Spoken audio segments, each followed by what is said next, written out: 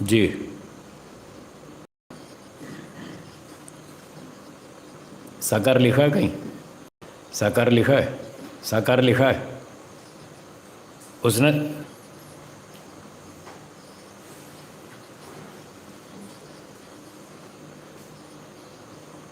हाँ,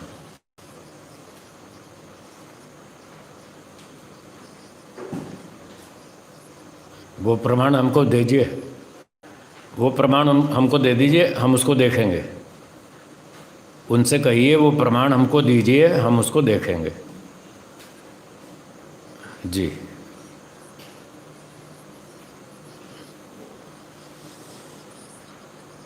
हाँ,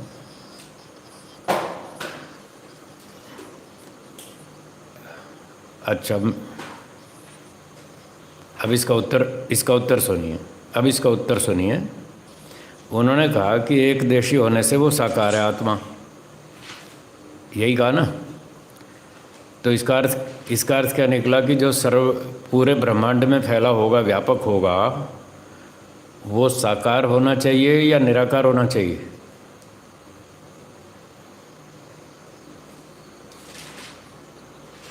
बोलिए। तो हेतु फेल हो गया ना। हेतु तो रहा ही नहीं कि एक देशी होने से साकार होता है। इसलिए तो हम कह रहे झूठ बोलते हैं ये लोग। ये लोग झूठ बोलते हैं, इनके पास एक भी प्रमाण नहीं है। और इनसे एक सवाल मैं बोल देता हूँ, आप पूछ लीजिएगा। ये अभी आ जाएगी आवाज़। अभी आ रही है? अब आ रही है? ये लोग जो कह रहे हैं कि भाई आत्मा साकार है, तो सत्यार्थ प्रकाश में आत्मा के लक्षण लिखे हैं कि आत्मा क्या क्या करता है। 2407वें समोल्लास में, जहाँ ईश्वर और जीव दोनों की तुलना की है, अब सुनिए, थोड़ा सा सुन लीजिए। तो वहाँ जीव के लक्षण लिखे हैं कि जीवात्मा क्या क्या करता है। वहाँ लिखा है कि जीवात्मा बच्चे पैदा करता है, बच्चों का पालन करता है, शिल्प विद्या करता है, और वो सांस लेता है, इच्छा भी है उसमें, ज्ञान भी है, सुखी दुखी होता है, और वो जो है भूख भी लगती है उसको, प्यास भी लगती है। तो ये सारे लक्षण साकार वस्तु में दिखते हैं आपको? साकार वस्तु बच्चे पैदा करती है?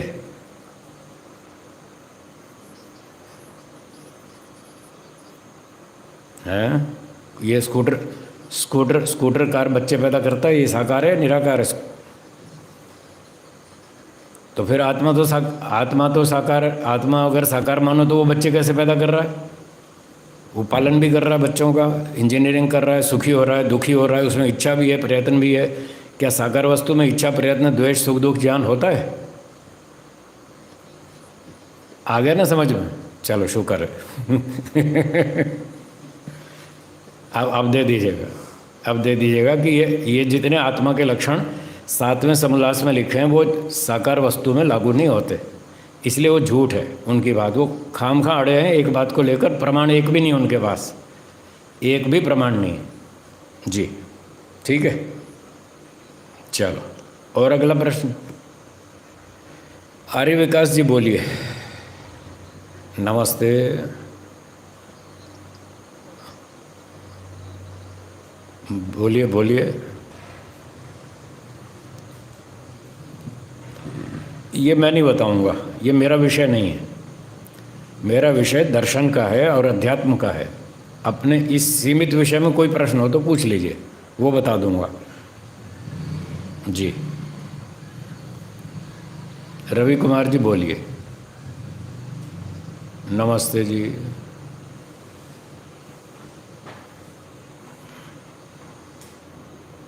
जी ठीक है।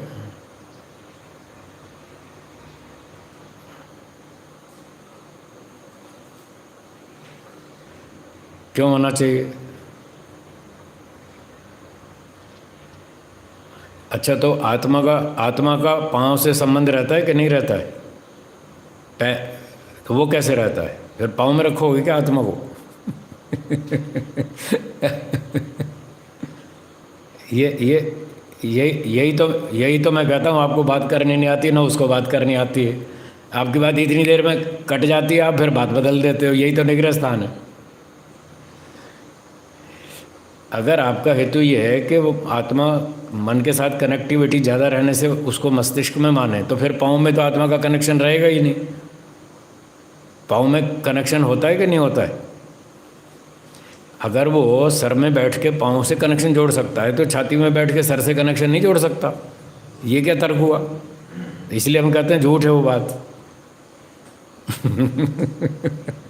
चलो ठीक है। और हाँ, फिर नहीं, मस्तिष्क में जाता है इसका तो हमने कभी मना ही नहीं किया। वो तो छाती में रहने का खंडन कर रहा है, हम इसका जवाब दे रहे हैं कि खंडन मत करो। ये कहो मस्तिष्क में भी रहता है, छाती में भी रहता है, सारे शरीर में घूमता है। हाँ, ऐसे बात करनी चाहिए। और आगे बोलिए, अगला प्रश्न किसका है? जी धन्यवाद, बोलिए। विजय आर्य जी बोलिए। माइक ऑन करो विजय आर्य जी।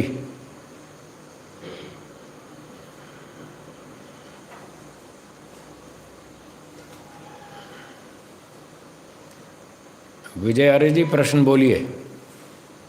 हाँ बोलिए। नमस्ते जी, नमस्ते। हाँ हम माइक थोड़ा सा दूर रखें, थोड़ा सा दूर रखें। हाँ हाँ, तो उसमें भी आत्मा है बैक्टीरिया में आत्मा है। हाँ है।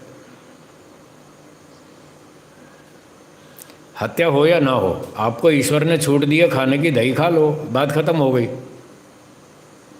आप क्या खाओगे? चलो, पानी में बैक्टीरिया है कि नहीं? बोलिए। तो पानी पीना छोड़ देंगे? हवा में बैक्टीरिया है या नहीं? सांस लेना छोड़ देंगे? फिर अब हत्या का क्या प्रश्न है? जो है सो है। ईश्वर ने हमको बताया ये खा लो, वो खा लेते हैं। ईश्वर ने कहा मत खाओ, हम नहीं खाते। ईश्वर ने कहा अंडे मांस मत खाओ, हम नहीं खाते, हमको पाप नहीं लगता है। ईश्वर ने कहा दही खा लो, दूध पी लो, मक्खन खा लो, मलाई खा लो, दाल सब्जी रोटी खा लो, हम खा लेते हैं, हमको पाप नहीं लगता है। हमने कानून नहीं तोड़ा है। जो कानून तोड़ता है उसको पाप लगता है। तो ईश्वर के कानून में दही खाने की छूट है, इसलिए हम खाते हैं। उसमें आत्मा हो ना हो ये उसकी जिम्मेदारी है, हमारी नहीं है। उत्तर समझ में आया? हाँ बोलिए, बोलिए।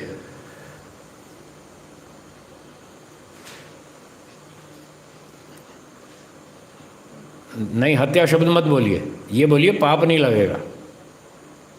हाँ बस, पाप नहीं लगेगा क्योंकि हमने कानून का पालन किया है। तो हमने पालन किया है तो क्यों पाप लगेगा? ठीक ठीक है, चलिए। हाँ जी ऋत्विक जी बोलिए। नमस्ते।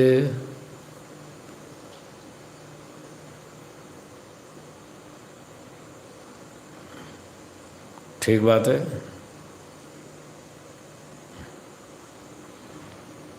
ठीक है।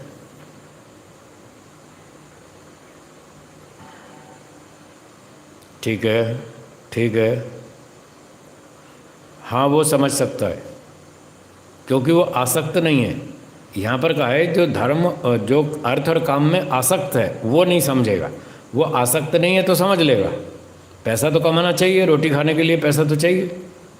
पैसा कमाने का निषेध नहीं है, आसक्ति का निषेध है। उत्तर समझ में आया? बस तो ठीक है, चलिए अब पाठ शुरू करेंगे। समय हो गया, अब पाठ शुरू करते हैं। एक बार ओम का उच्चारण करेंगे।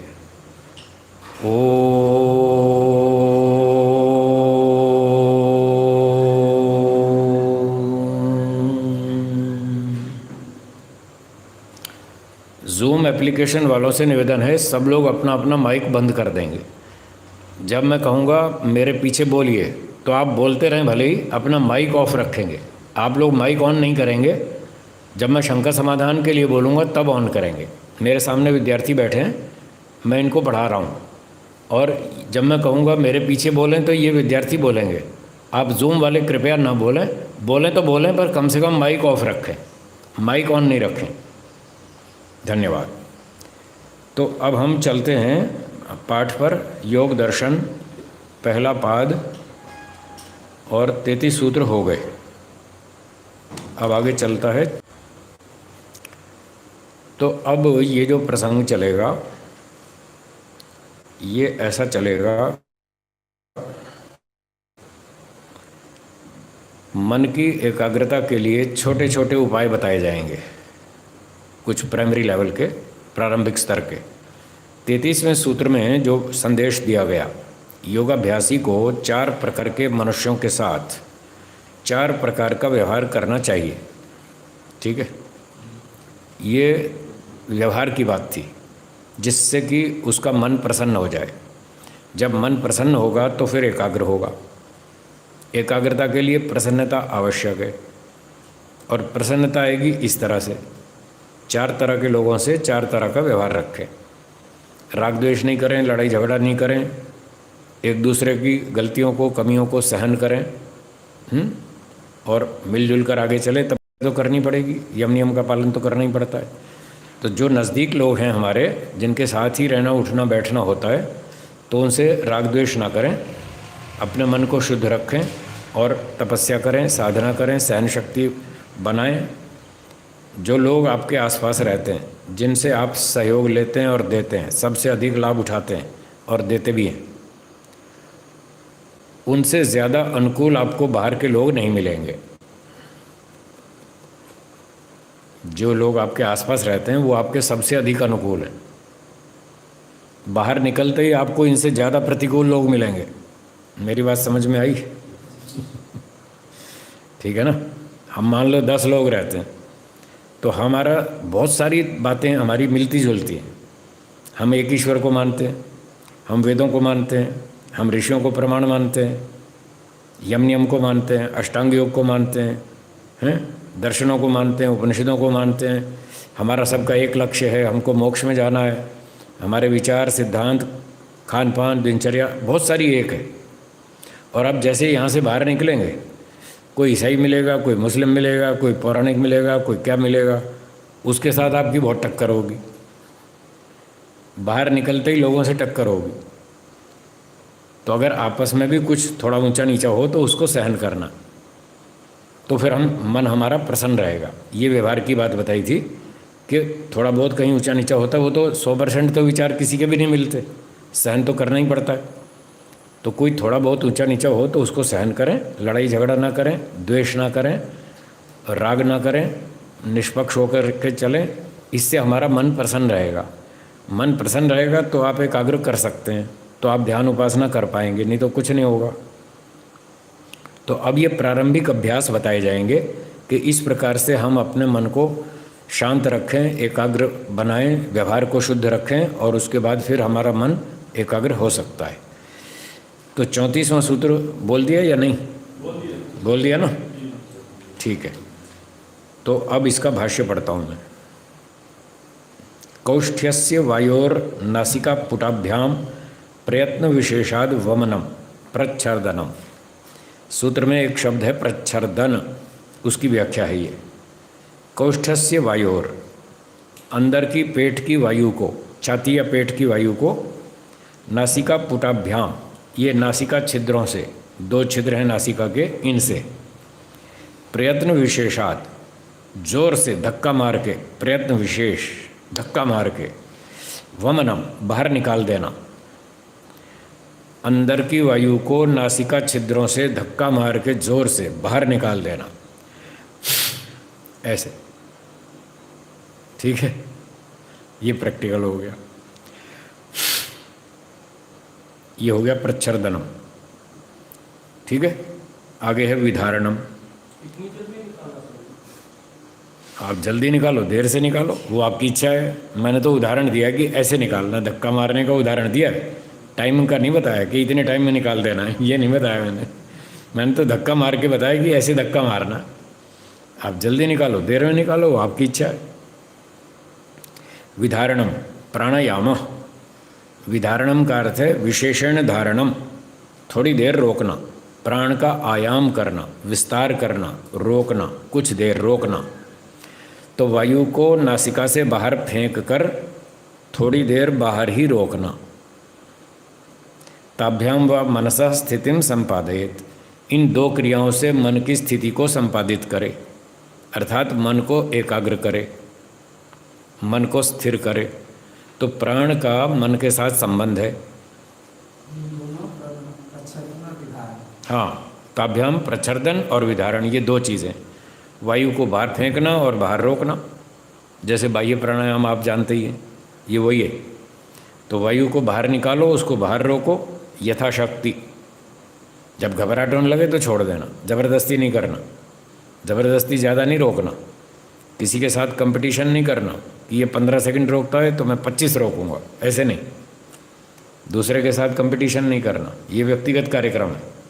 हाँ, ये दौड़ प्रतियोगिता नहीं है, तीन टांग वाली बोरा दौड़, वैसी नहीं है ये।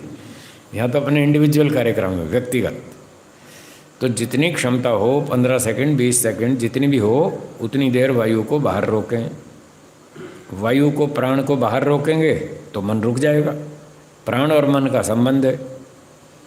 आप में से किसी ने एनसीसी में ट्रेनिंग ली हो तो वहाँ जब निशाना लगाते हैं ना, एनसीसी वाले फायरिंग करते हैं तो निशाना लगाते हैं तो एक बार सांस रोक लेते हैं और फिर जब गोली छोड़ते हैं तब सांस छोड़ते हैं। तो सांस क्यों रोकते हैं? उससे कंसंट्रेशन बनती है, एकाग्रता बढ़ती है, इसलिए सांस रोक लेते हैं। तो यहाँ पर भी सांस रोकना है, एकाग्रता बढ़ जाएगी, मन रुकेगा। तो ये एक प्रारंभिक उपाय है प्राणायाम करना, इससे भी मन की स्थिति का संपादन करे व्यक्ति। सूत्रार्थ लिखिए। वायु को नासिका से जोर से बाहर फेंकना,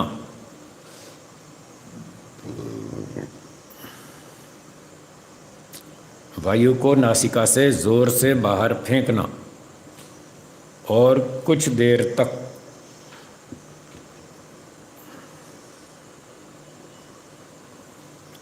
उसे बाहर ही रोकना।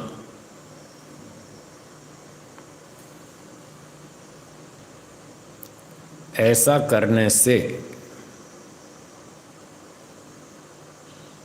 मन की एकाग्रता होती है। ऐसा करने से मन की एकाग्रता होती है।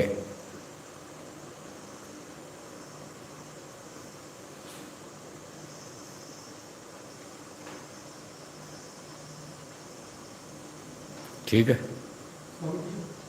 ऋग्वेद आदि भाष्य भूमिका के अंदर जो प्राणायाम विषय है उसमें स्वामी जी ने लिखा है कि विचारों के द्वारा रोकना, तो जैसा मतलब विचारों के द्वारा श्वासों को रोकना, हाथ से नाक को नहीं पकड़ना, ऐसा करके उन्होंने लिखा है। अगर उस प्रसंग को पढ़े स्वामी जी तो ऐसा लगता है कि विचारों के द्वारा यदि रोकेंगे तो उसमें तीव्र गति से तो वो नहीं कर सकते ना। एक उपाय नहीं है, बहुत सारे उपाय। अभी तो एक ही बताया, अभी और बहुत सारे आ रहे हैं। विचारों से भी रोक सकते हैं, तत्व ज्ञान से रोको, वैराग्य से रोको, पहले बता रखा है, अभ्यास वैराग्य अभ्याम तन निरोधा, बहुत सारे उपाय। अभी तो हमने एक ही बताया, और आगे सुनिए। सूत्र 35 बोलिए। विषयवती वा प्रवृत्ति उत्पन्ना मनसः स्थिति निबंधनी। कई बार लोग प्रश्न पूछते रहते हैं, ये चित्त और मन एक वस्तु है या दो? कई बार पूछते हैं। अब उसका उत्तर आ रहा है, प्रमाण है। इस सूत्र में मनसा पाठ है, ठीक है। मनसा, मनसा स्थिति निबंधनी, मन की स्थिति को बांधता है या बांधती है। तो यहाँ जिस वस्तु की स्थिति को बांधना है, वृत्ति निरोध करना है, उसका नाम लिखा है मन। और दूसरे सूत्र में था योगश चित्त वृत्ति निरोध, वहाँ था चित्त, वहाँ भी वृत्ति को रोकना है, यहाँ भी रोकना है। तो वहाँ चित्त है, यहाँ मन है। इसका मतलब दोनों वस्तु एक ही वस्तु है, दोनों नाम एक ही वस्तु के, दो वस्तु नहीं है, ठीक है। ये एक प्रमाण हो गया। ऐसे बहुत सारे प्रमाण हैं। अनेक जगह पर आपको सूत्र में चित्त शब्द मिलेगा और नीचे उसी सूत्र के भाष्य में मन लिखा है। सूत्र में चित्त, भाष्य में मन, तो पता चल रहा है कि चित्त और मन एक ही चीज़ है। तो अब सूत्र का अर्थ है विषयवती व प्रवृत्ति, जो विषय वाली प्रवृत्ति है। रूप रस गंध शब्द, ये 5 विषय है। ऐसी विषय वाली प्रवृत्ति जो उत्पन्न होती है, हमारे मन में उत्पन्न होती है प्रवृत्ति, तो वो मन की स्थिति को बांध लेती है, उसको रोक लेती है, स्थिर कर देती है। फिर मन इधर उधर नहीं भटकता, 10 जगह भटकने से एक में टिक जाता है, ये मतलब है। भाष्य पढ़ेंगे। नासिकाग्रे धारयतो अस्य या दिव्य गंध संवित सा गंध प्रवृत्ति। नासिका के अग्रभाग में, यहाँ पर धारयतो, जो व्यक्ति धारणा करता है, मन को एकाग्र करता है, देशबंध चित्तस्य धारणा, ठीक है, चित्त को शरीर में एक स्थान पर बांधना, इसको धारणा कहते हैं। तो यहाँ कह रहे हैं धारयतः, जो अपने चित्त को यहाँ नासिकाग्र में इस भाग में स्थिर करता है, बांधता है, ऐसे व्यक्ति की या दिव्य गंध संवित, जो उसको दिव्य गंध की अनुभूति होती है, संवित अनुभूति, वो सा, वह गंध प्रवृत्ति है, वो गंध प्रवृत्ति है। ये एक उपाय बताया जा रहा है, हमने इसका अभ्यास नहीं किया, इसलिए इसका तो बस पाठ पाठ करते जाएंगे। प्रवृत्ति मतलब क्या साथी है? गंध प्रवृत्ति, वो जो गंध आएगी ना, प्रवृत्ति का अर्थ है ज्ञान, वृत्ति प्रवृत्ति एक ही बात है, उसको गंध का ज्ञान होगा। वृत्ति ज्ञान, वृत्ति का अर्थ ज्ञान बताया था आपको, अनुभूति, ज्ञान, विचार, 3 मुख्य अर्थ बताए थे। तो ये ज्ञान अर्थ ले लो, जो गंध का ज्ञान होता है, मन को यहाँ नासिकाग्र में रोकने से जो गंध का, दिव्य गंध का ज्ञान होता है, वो गंध प्रवृत्ति कहलाती है। बोलिए, पकड़ में आई बात? ठीक है, चलो आगे चलते हैं। जिह्वाग्रे रस संवित, जो जिह्वा के अग्रभाग में मन को एकाग्र करता है, धारणा करता है, उसको दिव्य रस की अनुभूति होती है, संवित अनुभूति, ठीक है। तालुनी रूप संवित, तालु में, अब तालु का मतलब जो हमारा मुख है ना, इसमें जो ऊपर का भाग है उसको तालु कहते हैं, ठीक है, ऊपर वाला भाग, मुंह के अंदर ऊपर वाला भाग उस, हाँ। तो तालु में अगर मन की एकाग्रता की जाए तो रूप की अनुभूति होती है, दिव्य रूप की।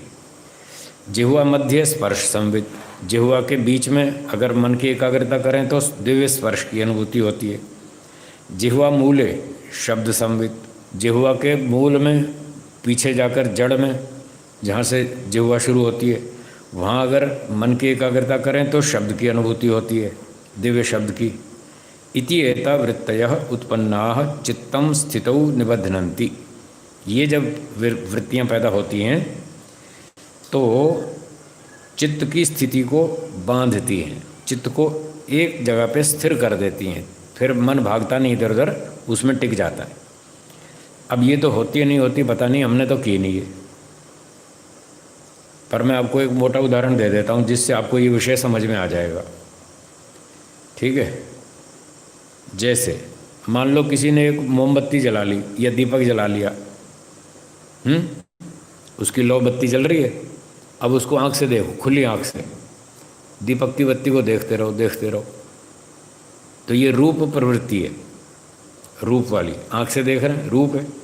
तो आप इसी को लगातार देखते रहो तो आपका मन इधर उधर नहीं भटकेगा, एक में टिक गया, बस ये बात है। अब वो अंदर वाला होता है नहीं होता पता नहीं, हमने तो किया नहीं है। और ये मोमबत्ती वाला दीपक वाला तो आप कर भी सकते हैं, करके देख लो, जिसने नहीं किया वो नया व्यक्ति हो, ये कर ले, किया बस, तो उसको देखते रहो, आपका मन इधर उधर नहीं जाएगा। इसके 20 उपाय हैं, उसमें से कि भी कोई अगरबत्ती जला ले, सूंघता रहे, आँख बंद करके सूंघता रहे, उसका मन वहाँ टिक जाएगा। बाहर विषय से यहाँ आ जाएगा, हैं बाहर के जो विषय था उससे हट के यहाँ, बस यहाँ आ जाएगा, 10 जगह नहीं भटकेगा, एक में टिक जाएगा, बस इतनी बात है। मोटे मोटे उपाय हैं प्रारंभिक, चाहे कोई अगरबत्ती जला ले, चाहे कोई भजन सुनना लग जाए, कान में ईयरफोन लगा के मेरी तरह अपना गीत भजन सुनता रहे तो उसका मन वहाँ टिक जाएगा। कोई मोमबत्ती देखे, दीपक बत्ती देखे, कहीं भी एक जगह अपने मन को टिकाओ, 10 जगह से भटकने से बच जाएगा, बस इतना मतलब है और कुछ नहीं। तो ये कहते हैं कि जब ये प्रवृत्तियां मन को एकाग्र करती हैं, स्थितौ निबध्नन्ति, एकाग्रता की स्थिति में बांध देती हैं ये प्रवृत्तियां, और क्या करती हैं? संशयम विधमंती, संशय को दूर करती हैं, नाश करती हैं संशय का। पहले व्यक्ति को संशय रहता है, पता नहीं ये मन एकाग्र होगा भी या नहीं होगा, ये टिकता तो है नहीं, कहीं चंचल बहुत है, भागता ही रहता है, और जितना रोकते हैं और तेज भागता है। ये भी समस्या है लोगों को कि जितना इसको रोकते हैं ये और तेज भागता है। तो वो शंका रहती है, पता नहीं ये रुकेगा भी या नहीं रुकेगा। इस तरह का जो संशय था वो इस प्रकार से संशय दूर हो जाता है, क्योंकि वो 10 जगह भागता था, वो एक जगह टिक गया, तो विश्वास हो गया हाँ भाई टिक सकता है, इसको हम पकड़ सकते हैं, ये रुक सकता है, ऐसा विश्वास हो जाएगा। मन संबंधी संशय। हाँ, मन के साथ, मन के विषय में जो संशय था, पता नहीं ये रुकेगा या नहीं रुकेगा, वो संशय दूर हो जाएगा, ये कह रहे। ठीक है।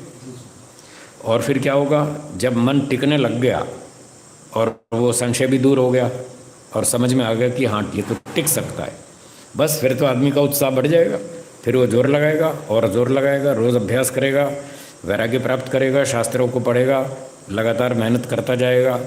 तो करते करते समाधि प्रज्ञायाम च द्वारी भवंती, ये वृत्तियाँ उसको समाधि की ओर ले चल पड़ेंगी, समाधि के दरवाजे तक ले जाएंगी। चलो भाई एकाग्र करो और आगे चलते जाओ, आगे समाधि तक पहुंचा देंगी। ठीक है, आगे चलूं? उसके दरवाजे तक पहुंचा देंगी, उसका समाधि का दरवाज़ा खोल देंगी, विशेष एकाग्रता तक पहुंचा देंगी। ये वृत्तियाँ पहले सामान्य एकाग्रता बनेगी, फिर अभ्यास करते करते विशेष तक पहुंच जाएंगे, समाधि का दरवाज़ा खोल देंगी। उसके बाद उसी विषय को लेना, फिर आगे जाना है, वो समाधि तक ही तो जाना, और क्या करना है। समाधि हमारा लक्ष्य है, उसी के लिए बैठे हम यहाँ एकाग्र करने के लिए मन को, तो ये हमको वहाँ तक पहुँचा देंगी, समाधि के दरवाजे तक। एतेन चंद्र आदित्य ग्रह मणि प्रदीप रश्मि आदिषु प्रवृत्तिरुत्पन्ना विषयवती एव वेदितव्या। तो जैसे ये ऊपर बताया अभी, इसी प्रकार से चंद्र, कोई चंद्रमा को देखे, छत पे जाके बैठ जाए और चांद को देखता रही हूँ, बस चांद को ही देखना और कुछ नहीं देखना, तो उसका मन वहाँ टिक जाएगा। अथवा आंख बंद करके अपने अंदर स्क्रीन पे चांद को देखे, उसमें भी टिक जाएगा। चाहे आँख खोल के देखो, चाहे आँख बंद करके अंदर देखो स्क्रीन पे चांद। तो चंद्र आदित्य सूर्य को देखो, आँख बंद करके चमकदार एक गोला सा देखो, उसको देखो। ग्रह, कोई ग्रह उपग्रह देखो, शुक्र मंगल बुध बृहस्पति, इसको देखो, चाहे आँख बंद करके देखो, चाहे बाहर से देखो। फिर मणि, कोई चमकीली चीज़ है, कोई चमकीला बर्तन है, मान लो जैसे ये है, ये एक चमकीली चीज़ है, ये मणि के समान समझ लो, इसको सामने रख लो और देखते रहो, तो आपका मन इसमें टिक जाएगा। और प्रदीप रश्मि, ये दीपक का उदाहरण दे ही दिया, दीपक जलाओ, उसको देखते रहो, बस उसी पे केंद्रित रखना है दृष्टि को। जब आपकी दृष्टि टिकने लग जाएगी तो मन भी टिक जाएगा, मन और इंद्रियां साथ साथ चलती हैं। जी, ये रश्मि सब में जुड़ेगा कि खाली प्रदीप? नहीं, सिर्फ दीपक, प्रदीप रश्मि दीपक के साथ जुड़ेगा। वैसे तो पीछे भी जोड़ सकते हैं, वो भी सारी प्राय चमकीली वस्तु ही हैं, पर ये प्रसंग के अनुसार ऐसा लग रहा है ये इन्होंने दीपक के साथ ही जोड़ा है। हाँ, तो दीपक की रश्मि आदि में जो प्रवृत्ति उत्पन्न होगी वो भी विषयवती ही जाननी चाहिए। वो भी यही वृत्ति है, रूप विषयवती है, रूप विषय वाली है। 5 बताई थी, रूप रस गंध शब्द स्पर्श। यहाँ तक आ गया? बोलिए जी। शरीर में किसी एक स्थान पर मन को टिकाना है, उसका अर्थ ये ना, वो उसको देखना है, आँख से देखना है। बाहर चांद को आँख से देखो यूं, या फिर आँख बंद करके अपने मन में चांद को देखो, कहीं भी देखो, चांद को देखना है, तो उसमें मन टिकेगा। धारणा की चर्चा नहीं है ये। हाँ, मन को स्थिर करने का एक उपाय है जी, यहाँ धारणा का विधान नहीं चल रहा है। आगे चलूं? जी। यद्यपि ही तत्तत् शास्त्र अनुमान आचार्य उपदेशैः अवगतम अर्थतत्वं सद्भूतमेव भवति। यद्यपि उस शास्त्र में जो हम पढ़ते हैं, न्याय में पढ़ते हैं, सांख्य में पढ़ते हैं, वैशेषिक में पढ़ते हैं, यद्यपि वो शास्त्र की बात पक्की है, प्रामाणिक है, 100% ठीक है, पर विद्यार्थी को शंका रहती है, उसकी जचती नहीं बात। हम इतने दिन से कह रहे हैं आत्मा निराकार है, लोगों को जच ही नहीं रही, वो साकार पे अटके हुए तो जचती नहीं ना। कोई बात नहीं, यद्यपि शास्त्र में कही बिल्कुल ठीक बात है, अभी हमको समझ में नहीं आई, इसलिए नहीं जचती। और दूसरी बात, अनुमान प्रमाण से जो बात सिद्ध होती है वो सत्य होती है, पर व्यक्ति को जचती नहीं। आचार्य उपदेश जो गुरुजी पढ़ाते हैं या हमारे आचार्य हैं, हमारे देखभाल करते हैं, तो वो भी, उनकी बात भी ठीक होती है, उनका लंबा अनुभव है, बड़ा है, बड़े हैं हमसे, सीनियर हैं, विद्या भी अधिक है, अनुभव भी अधिक है, ज्ञान भी अधिक है, तो वो अपने अनुभव से बताते हैं शास्त्र की बात कि भाई ये बात ऐसी है, पर वो आती नहीं समझ में। कोई बात नहीं, पर बात उनकी ठीक है, चाहे हमें नहीं जची, कोई बात नहीं। तो कह रहे हैं अवगतम अर्थ तत्वम, जो इन 3 तरह से बात जानी जाती है, अर्थ तत्वम वो बात, वो विषय, सद्भूतम एवं भवति सच्चाई होता है, वास्तविक होता है। शास्त्र में कह दिया ईश्वर व्यापक है, अब आपके जचे या ना जचे बात तो सही है, शास्त्र की बात झूठी नहीं है, आचार्य की बात झूठी नहीं है, अनुमान की बात झूठी नहीं है, वो सच्ची है, वास्तविक है, वैसी ही है जैसी उसने बताई है। क्यों? एतेषाम यथाभूत अर्थ प्रतिपादन सामर्थ्यात्, ये जो 3 बात बताई ऊपर, शास्त्र, अनुमान और आचार्य उपदेश, एतेषाम त्रयाणाम, इन तीनों का यथाभूत अर्थ प्रतिपादन सामर्थ्यात्, इनका सामर्थ्य ऐसा है कि ये वस्तु को बिल्कुल सही सही बताते हैं, करेक्ट बताते हैं, इनमें इतनी शक्ति है। शब्द प्रमाण में भी, अनुमान में भी और आचार्य उपदेश में भी वो सही बता रहे हैं, वो बताते ही ठीक है, झूठ बोलते ही नहीं, सही बोलते हैं बिल्कुल। फिर भी व्यक्ति को संशय रहता है, तो अब इस संशय को दूर कैसे करें? आचार्य ने कह दिया भाई ये काम मत करना, पर विद्यार्थी को जची नहीं, उसने कर दिया तो बाद में दंड होगा, फिर परिणाम आ गया तो अब परेशान है वो, अब आ गई ना समझ में। तो इसका उपाय है कि जो आचार्य कहते हैं, जो अनुमान कहता है, जो शब्द प्रमाण कहता है, उसका थोड़ा सा प्रैक्टिकल करके देखो, एक्सपेरिमेंट करके देखो। अब जो एक्सपेरिमेंट करेंगे उससे रिजल्ट आ जाएगा, और उस रिजल्ट के आने से बात समझ में आएगी कि हाँ गुरुजी ने ठीक ही बताया था, हैं, ठीक ही कहा था। उदाहरण के लिए बच्चे को माँ ने कहा बेटा ये तवा गरम है, इस पर हाथ मत रखना, उसके जची नहीं, उसने फिर हाथ बढ़ाया, माँ ने फिर खींच लिया, नहीं नहीं ये तवा गरम है, तुम्हारा हाथ जल जाएगा, इस पर मत रखो हाथ। वो मानता नहीं, फिर हाथ रखता है, माँ फिर रोक लेती है, वो फिर हाथ रखता है, माँ फिर रोक लेती है। 5 बार वो हाथ रखता है तवे पर, 5 बार उसकी माँ उसका हाथ रोक लेती है। फिर वो सोचती है कब तक मैं इसके पीछे लगी रहूँगी, इसको भी तो अक्ल आनी चाहिए, और इसको ऐसे अक्ल नहीं आएगी, 5 बार तो समझा लिया, ये मानता ही नहीं, चलो एक बार इसको हाथ जलाने दो तब अक्ल आएगी, इसको प्रत्यक्ष हो जाएगा ना। तो 6ठी बार बच्चे ने फिर हाथ बढ़ाया, अब की बार माँ ने नहीं रोका, जला ले भाई तू रख ले हाथ। जब बच्चे ने 6ठी बार हाथ रख लिया, अब उसके अक्ल आई, ये तो बहुत गर्म है बहुत गर्म है, अब उसके अक्ल आ गई, अब 7वीं बार रखेगा। बस ये बात माँ ठीक कहती है, पर वो जचती नहीं बात बच्चे को, जब तक वो मार नहीं खा लेगा तब तक अक्ल नहीं आएगी। अब 6ठी बार मार खा ली, अब अक्ल आ गई। तो बस यहाँ भी यही कह रहे हैं, जब तक आप मार नहीं खाओगे आपको अक्ल नहीं आएगी, थोड़ी थोड़ी मार खाओ थोड़ी थोड़ी मार खाओ, ठीक है।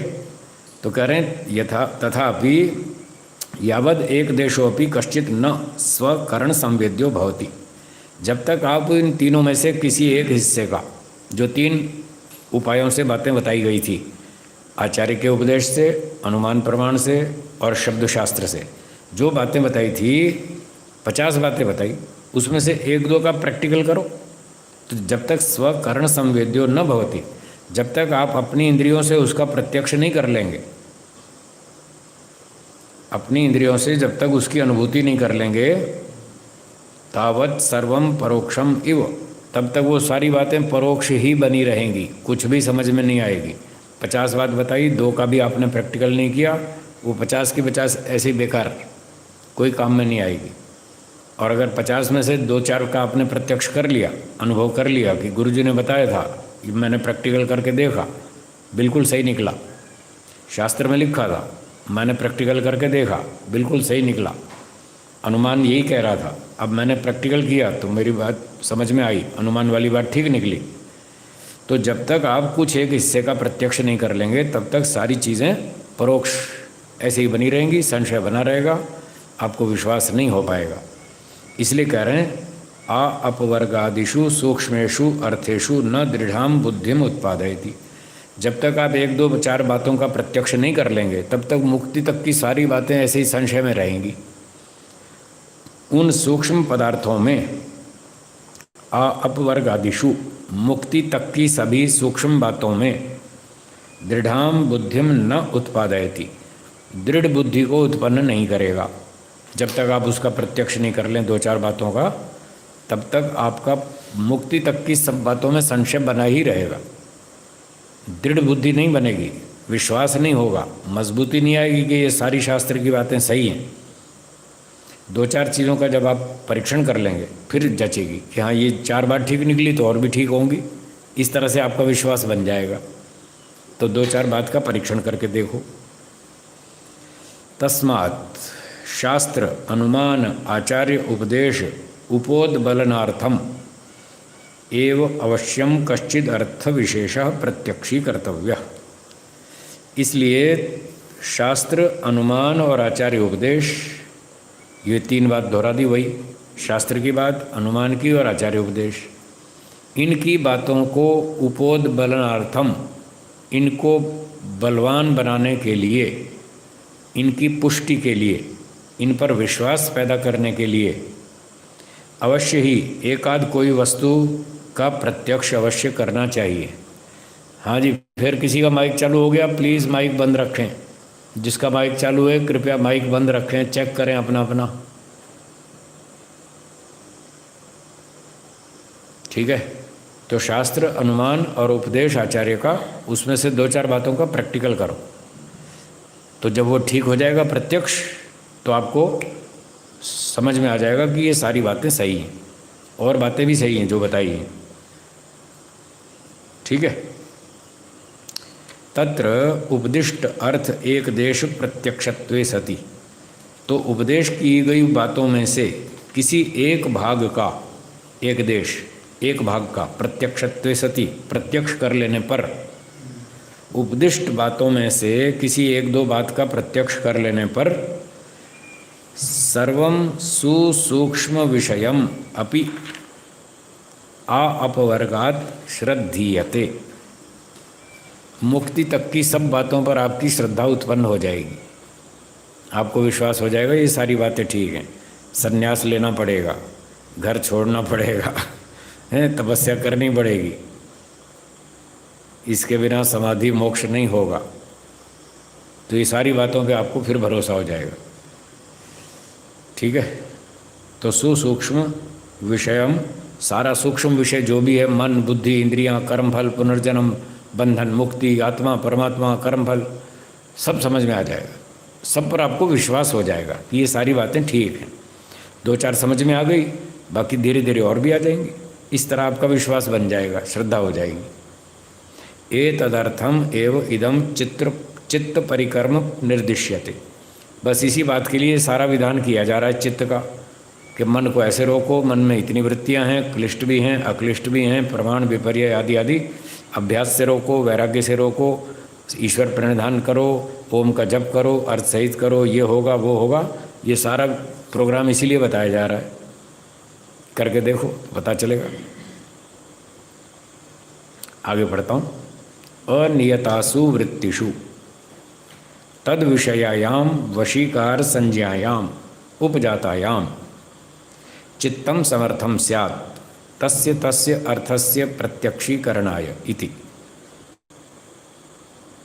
अनियतासु वृत्तिषु, नियत माने सीमित, निश्चित, अनियत, अनिश्चित, असीमित, अर्थात बहुत सारी। तो चित्त में हजारों वृत्तियां घूमती रहती हैं। उनके विभाग हैं 5: प्रमाण, विपर्य, विकल्प, निद्रा और स्मृति। अब एक एक इंडिविजुअल गिनेंगे तो हजारों वृत्तियां हो जाएंगी, कैटेगरी 5 में आ गई सारी की सारी। तो हजारों वृत्तियां जो चलती रहती हैं, उन वृत्तियों में तद विषयायाम वशीकार संज्ञायाम उपजातायाम, इन वृत्तियों के प्रति वशीकार संज्ञा वैराग्य के उत्पन्न हो जाने पर, 5 वृत्तियां बताई थी ना, प्रमाण, विपर्य, कैटेगरी में 5 हैं। ना ना ना ना, वो नहीं, जो बाधक हैं, बाधक वृत्तियां हैं उनको रोकना है। समाधि में तो उन्हीं को रोकना है ना, योगश चित्त वृत्ति निरोधा। तो उन 5 वृत्तियों के बारे में कह रहे हैं। अनियतासु, सैकड़ों हजारों वृत्तियां हैं, उन सैकड़ों हजारों वृत्तियों के संबंध में तद विषयायाम, उनके विषय में, अर्थात वृत्तियां हजारों हैं होने पर, हजारों वृत्तियां होने पर, इस कंडीशन में जब हमें उन वृत्तियों से वैराग्य हो जाएगा, वशीकार संज्ञा वैराग्यम, जब हमें अपर वैराग्य हो जाएगा तो वो वृत्तियां रुक जाएंगी। अभ्यास वैराग्य अभ्यंतर निरोधा। तो अभ्यास, ये वशीकार संज्ञा वैराग्य उपजातायाम, उत्पन्न हो जाने पर, जब वैराग्य उत्पन्न हो जाएगा तो क्या होगा? चित्तम समर्थम स्यात्, फिर चित्त समर्थ हो जाएगा। जब वृत्ति रुक गई तो चित्त में सामर्थ्य आ जाएगा। किस काम के लिए? तस्य तस्य अर्थस्य प्रत्यक्षीकरणाय, वितर्क, विचार, आनंद, अस्मिता। इन 4 समाधियों में अगले अगले या उस पदार्थ का प्रत्यक्ष करने का सामर्थ्य बन जाएगा। चित्त में समाधि बन जाएगी जब वृत्तियां रुक जाएंगी वैराग्य से। देखिए पंक्ति लगा के, क्या शब्द समझ में नहीं आया?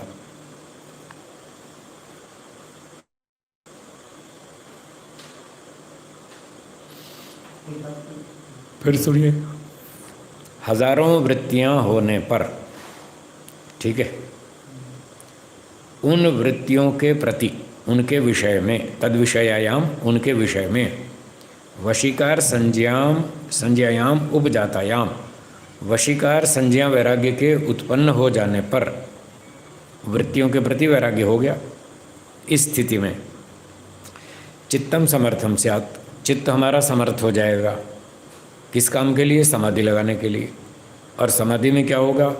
तस्य तस्य अर्थस्य प्रत्यक्षीकरण, उस पदार्थ का प्रत्यक्ष हो जाएगा। उसका प्रत्यक्ष करने के लिए चित्त समर्थ हो जाएगा, यानी समाधि बन जाएगी। तो पहले तो वितर्क समाधि होगी, ठीक है, वितर्क समाधि, फिर विचार समाधि, फिर आनंद समाधि, फिर अस्मिता। इस तरह से उस वस्तु का प्रत्यक्ष करने की क्षमता बन जाएगी। हाँ, हजारों, सैकड़ों, हजारों वृत्तियाँ हैं, सारा दिन चलती रहती हैं।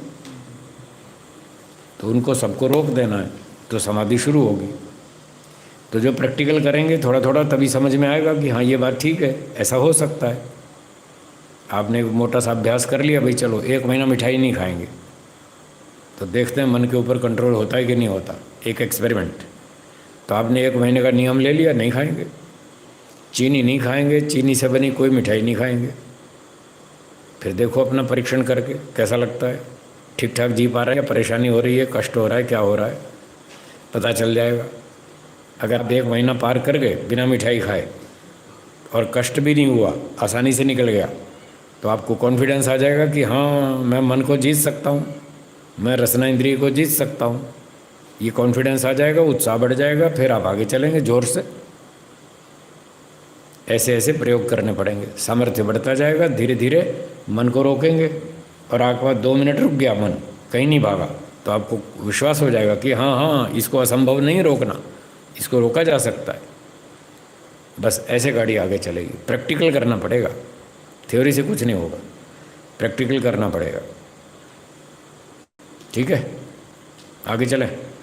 आगे चलता हूँ। तथा च सती, श्रद्धा वीर स्मृति समाधयो अस्य अप्रतिबंधेन भविष्यन्ति। तो जैसे जैसे स्तर बढ़ता जाएगा वैराग्य का, वैसे वैसे श्रद्धा वीर स्मृति समाधि ये सब चीज़ें इसकी होती जाएंगी, योगाभ्यासी की। सब काम बढ़ता जाएगा, आगे आगे प्रगति होती जाएगी। अप्रतिबंधेन, कोई प्रतिबंध नहीं आएगा, कोई बाधा नहीं आएगी। बिना बाधा के, बिना रुकावट के सब काम स्मूथली चलता जाएगा, अच्छी तरह से आगे बढ़ता जाएगा व्यक्ति। बोलिए, ठीक है। अब सूत्रार्थ लिखिए।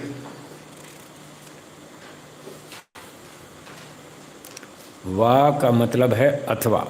एक उपाय पिछले सूत्र में बताया था 34वें में प्राणायाम का, वो कर लो, अथवा अथवा ये कर लो। तो लिखिए अथवा रूप रस गंध आदि रूप रस गंध आदि विषय वाली प्रवृत्ति या वृत्ति, कुछ भी लिख लीजिए। प्रवृत्ति प्रवृत्ति एक ही बात। रूप रस गंध आदि विषय वाली प्रवृत्ति उत्पन्न होकर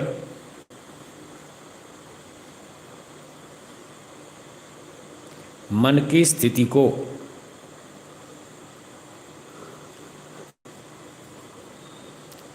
स्थिति को बांधती है।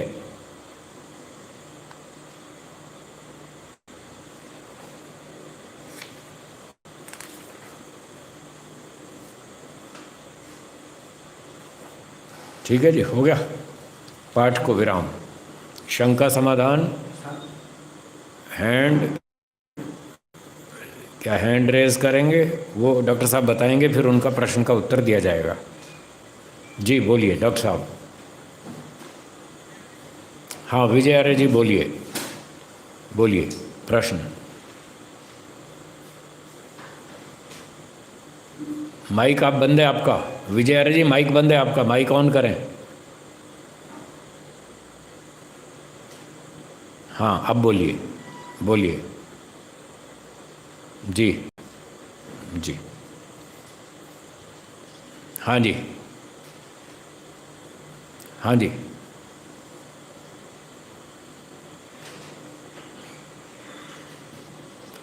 देख सकते हैं 5 दिन, 10 दिन, 15 दिन, हमेशा नहीं। 5-10 दिन के लिए प्राइमरी प्रैक्टिस है ये, 5-10-15 दिन के लिए है बस, देख सकते हैं। ठीक है, उसके बाद हटा करके, जैसे कल परसों, उसके बाद फिर ध्यान करेंगे ईश्वर का, जैसे कल परसों बताया था, अंधेरा करके और फिर ईश्वर का ध्यान करेंगे। ये तो मन की एकाग्रता के लिए प्रारंभिक स्तर का अभ्यास है। ठीक है, हाँ दिखना तो 15 दिन देख लीजिए, जब वहाँ टिकने लग जाए फिर उसको हटा देंगे, फिर अंधेरा बनाएंगे। ठीक है, हाँ 15 दिन मेहनत करो, हो जाएगा। 15 दिन 20 दिन मेहनत कीजिए, हो जाएगा।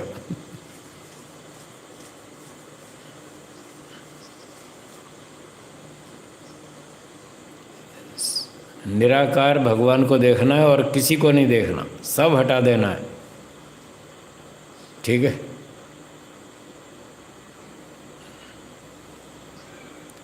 हाँ गुणों का विचार करना। हाँ जी, गुणों का विचार, हाँ बस, और कुछ नहीं। ईश्वर का ही विचार करना, और कुछ नहीं। अगला प्रश्न। 15 दिन बता दिया देखना है, फिर बार बार क्यों रिपीट कर रहे हैं? 15 दिन देखना है, 20 दिन देखना है, उसके बाद नहीं देखना बस। हाँ जी, आगे बोलिए। अगला प्रश्न बोलिए। रवि कुमार जी नमस्ते जी।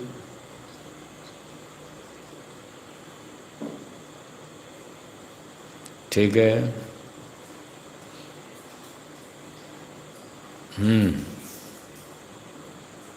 ठीक है,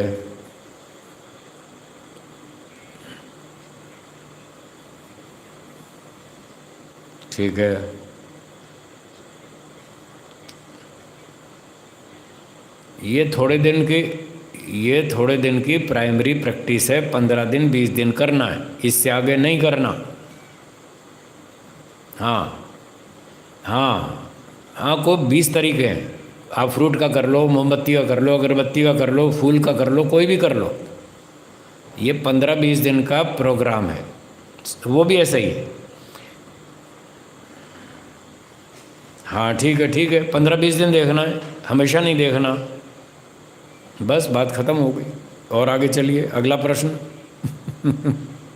जी धन्यवाद। JP शर्मा जी बोलिए। नमस्ते जी। जी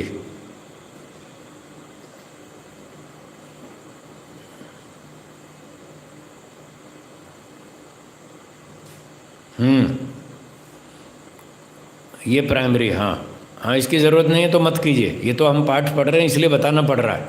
जो सिलेबस में आ गया हमने पढ़ा दिया, आपको इसकी ज़रूरत नहीं है तो मत कीजिए, मत कीजिए। जी जी जी, अगला प्रश्न किसका है? भानु शर्मा जी बोलिए।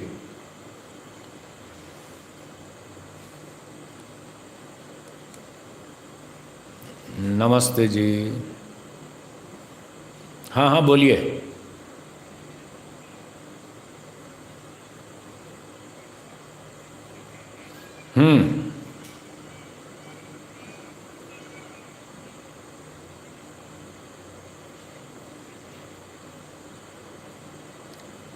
आगे वाक्य देखिए। विषय तो वस्तु, हमारी विषय तो दूर है, वस्तु तो दूर है ना हमसे। उसका जो हमको ज्ञान होता है ना, वो ज्ञान के कारण हमारा मन रुकता है। अगर वस्तु का ज्ञान नहीं होगा तो मन नहीं रुकेगा, ठीक है ना।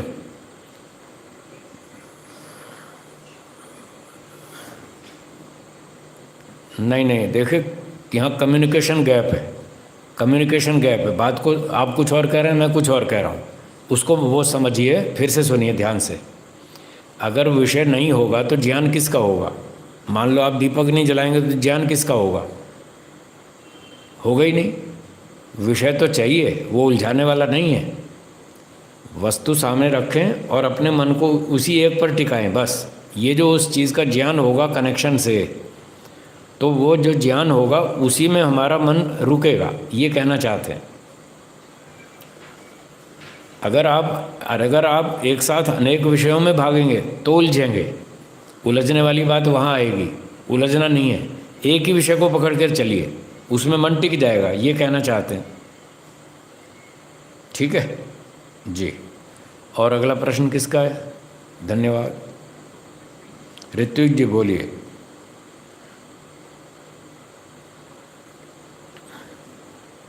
जी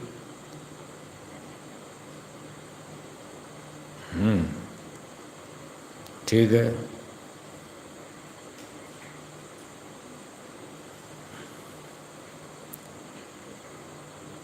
हाँ, इससे बचने का तरीका है जंगल में जाओ, गुरुकुल में जाओ, वहाँ रहो। सिटी में तो शोर शराबा रहेगा ही। जंगल में जाओ। टेम्परेरी ये है कि जो रोड के पास वाला कमरा है उसमें ध्यान ना करें। इंटीरियर जो रूम हो ना, अंदर वाला जो रोड से दूर हो, उसमें जाके करें ध्यान। ये उपाय है, ठीक है। आपके पास रोड से दूर कोई कमरा है या नहीं? एक ही कमरा है? एक ही है कमरा? एक ही है, दो हैं? एक ही है, बस एक है तो उसी में करो।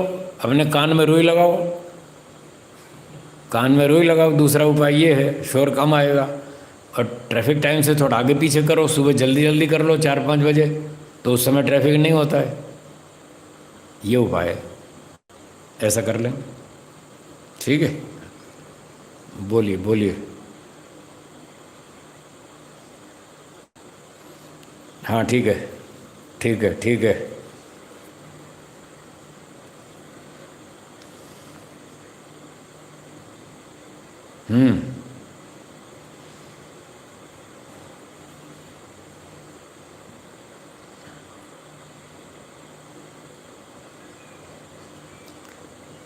नहीं, व्यायाम और ध्यान में कितना गैप रखते हैं आप? हाँ तो कोई कोई बात नहीं, फिर कर सकते हैं। एक साथ करने का मतलब ये था, निषेध का ये मतलब था कि आप बैठ के उपासना में आपने 2 प्राणायाम बाह्य कर लिए और उसके बाद 2 आभ्यंतर कर लिए, उसको मना किया हमने। 1 घंटे के गैप में कर सकते हैं, और एक आप व्यायाम के तौर पे कर रहे हैं, एक उपासना में कर रहे हैं, तो वो एक नहीं हुआ ना। मतलब एक प्रोग्राम में 2 काम नहीं हुए। हाँ, तो व्यायाम के समय आप जो मर्जी करें वो अलग कर लें, जो भी करना हो प्राणायाम। उपासना के समय आधे 1 घंटे का गैप हो गया तो वहाँ आप जो मर्जी कर लें। उपासना के समय 2 तरह का प्राणायाम नहीं करना, ये कहा था। उपासना में एक ही तरह का करना है, 3, 5, 7 जितने भी करने हो। ठीक है, ठीक है जी। नीता जी बोलिए। नमस्ते जी। हाँ जी।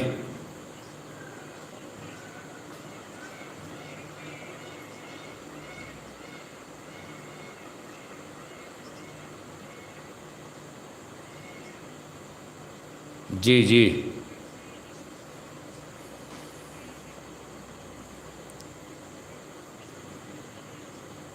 हाँ,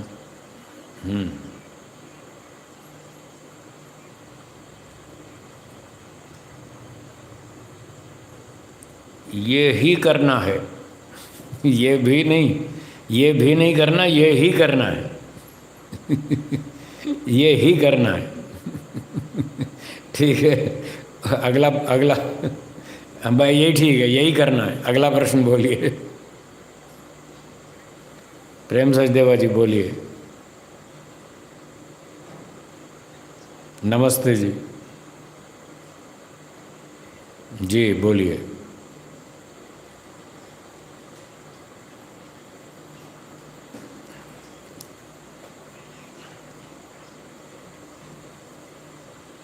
ये 15 दिन का कार्यक्रम है, 10, 15, 20 दिन करने का, नए लोगों के लिए, पुरानों के लिए नहीं है।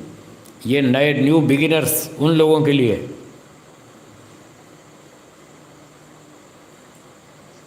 उसी में रहें, जो पुराने हैं कर रहे हैं 5 साल से, वो अपना चालू रखें, ये उनके लिए नहीं है। ये बिल्कुल फ्रेशनर्स, जो फ्रेशर्स हैं ना, बिल्कुल नए लोग, ये उनके लिए है। ठीक है। और अगला प्रश्न। जी धन्यवाद। सुमेधा जी नागपुर, माता जी बोलिए। नमस्ते जी।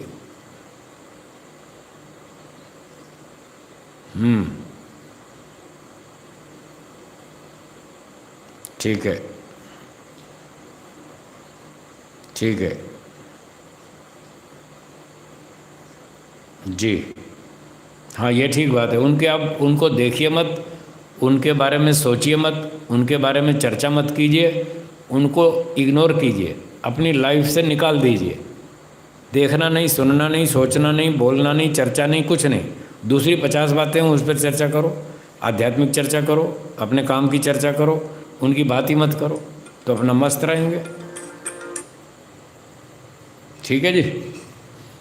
जी धन्यवाद। और कोई अगला प्रश्न? आखिरी आखिरी। अमित जी बोलिए, बोलिए। नमस्ते जी। नमस्ते जी।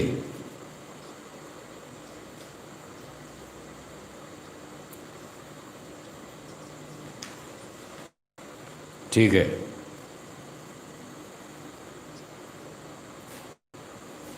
ठीक है।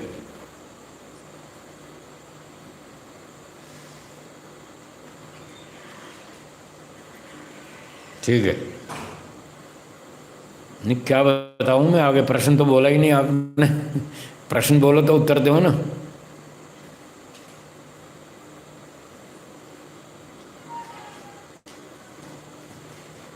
नहीं नहीं, प्रश्न बोलिए। आप क्या करते हैं वो मत बताइए, आपको जो पूछना वो बोलिए।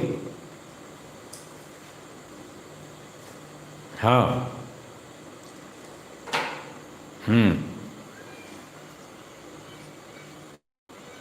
हाँ।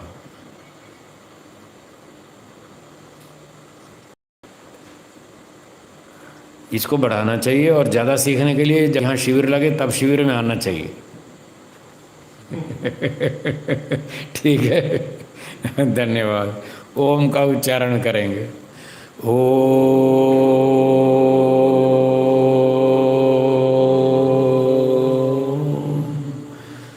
सर्वेभ्यो नमः।